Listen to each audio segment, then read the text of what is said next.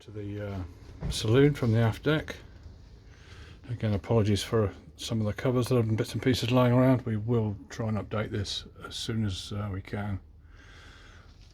But it gives you a taste of the boat that's absolutely immaculate condition.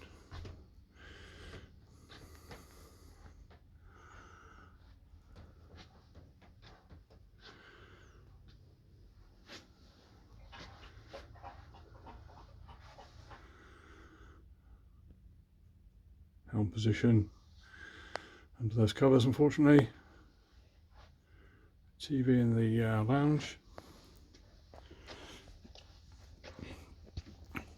Going down into the aft cabins. There's 3 of them. One off this companionway to the aft. There's a master suite. Nice big bed. Side cabin forward.